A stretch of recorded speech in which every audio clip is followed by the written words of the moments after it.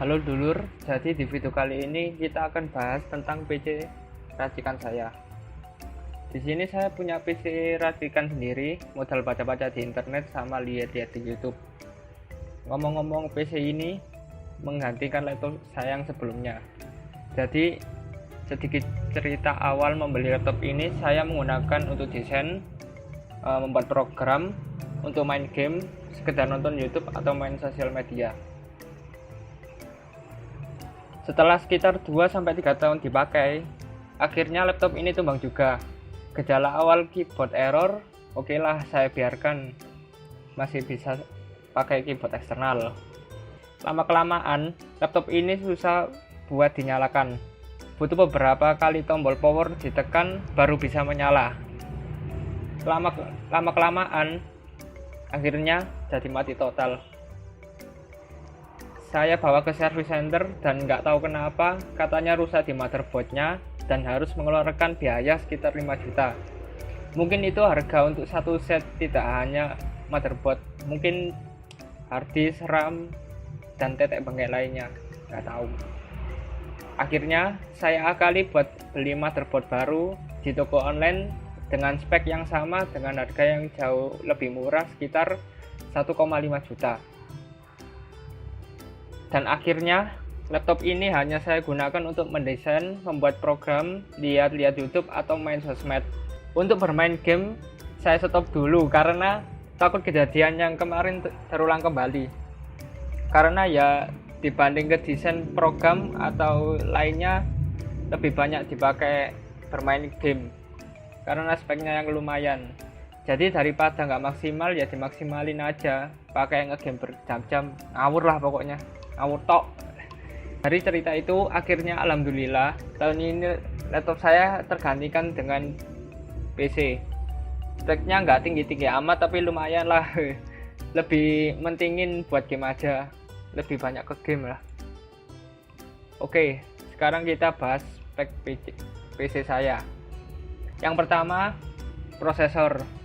Di sini saya memakai prosesor dari Intel dengan spesifikasi Intel Core i5 9400F Coffee Lake. Alasan saya memakai Intel karena sebaca saya, rekomendasi prosesor untuk game itu Intel, lebih adem juga. Sebenarnya pakai AMD juga oke-oke aja, harga lebih murah, tapi saya pengen punya Intel karena saya sudah punya AMD, ya nyobain sensasi lain lah pokoknya. Lanjut yang kedua, saya memakai VGA MSI GeForce GTX 1650 4GB Ventus XS OC Edition. Sebenarnya saya lebih sreg pakai yang 1060 6GB karena nanggung, sama di FPS dia lebih beda dikit, tapi karena barang nggak ada jadi saya pilih VGA yang 1650. Sempat juga ditawari pakai 1650 Super, tapi apa daya budget kurang mencukupi, ya gimana lagi. Setelah itu yang ketiga, saya memakai motherboard ASRock H310 CM. Saya memilih ini karena motherboard ini paling murah yang support untuk prosesor sama VGA-nya. Mungkin ada yang lebih murah tapi saya kurang paham juga. Untuk speknya, CPU support Intel prosesor Gen 9, CPU soket LGA 1151, memori up to DDR4, 7,1 CH HD audio, Elna audio caps, 4 SATA 3, 4 USB 3.1 generasi 1.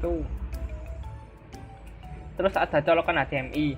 Lanjut yang keempat, saya memakai memori atau RAM 8GB DDR4 merek Apache Panther Golden, 4GB satunya, saya pakai 2, jadi 2x4 dengan frekuensi 2666 MHz. Maunya pakai yang 16GB sekalian, tapi lihat kebutuhan daripada mubazir. Tapi di sisi lainnya ada benernya juga buat jangka panjang, bingung lah pokoknya mau yang mana. Jadi seadanya budget ya pakai yang murah dulu. Terus lanjut yang kelima, Di sini saya memakai cooling Deepcool Gamma XX 400 V2 Blue LED CPU cooler. Saya pakai ini karena saya ingin prosesor saya sedingin sifatnya dia. Terinspirasi dari PC Rakita teman saya, hasilnya juga lumayan tapi harganya lebih murah. Lalu saya coba beli dengan harga yang agak lebih. Penasaran siapa tahu lebih bagus. Dan nggak tahu kenapa coolingnya segede sama kayak fan casing. Untuk komponen ini saya nggak kepikiran setting dulu, nggak taunya dapat yang segede ini. Dan dicoba hasilnya ya lumayan oke. Yang keenam, saya memakai SSD ADATA 120 GB dan HDD merek WD Blue 1 TB. Saya memakai SSD untuk Windows dan HDD untuk penyimpanan data yang lain. Lanjut yang ketujuh, bagian terpenting untuk menyalakan CPU ini yaitu power supply atau PSU.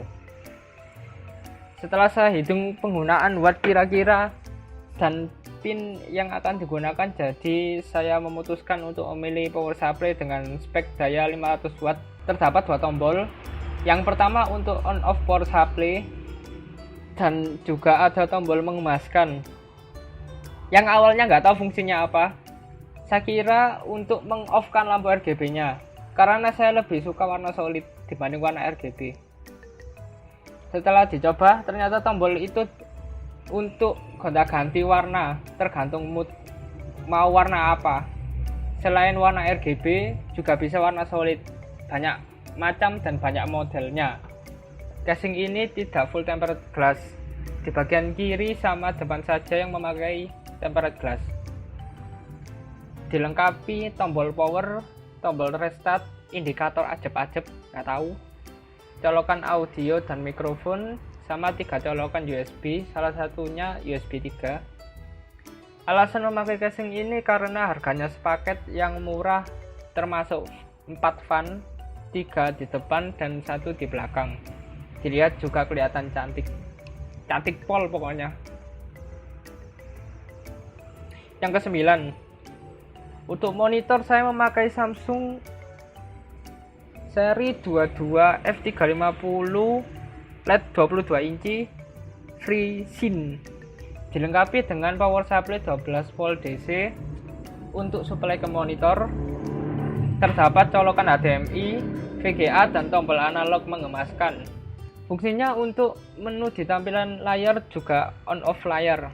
Terdapat banyak menu dari pemilihan source, setting kecerahan, kontras dan lain-lain. Untuk total dari semua bahan ini tadi, ya paling enggak kayak gini. Oke, untuk video kali ini sampai di sini. Mohon maaf jika ada kata-kata yang salah. Jangan lupa share, komen juga mau main game apa. Mungkin di video selanjutnya akan bikin video tentang game. Jangan lupa subrek juga. Sampai jumpa di video berikutnya.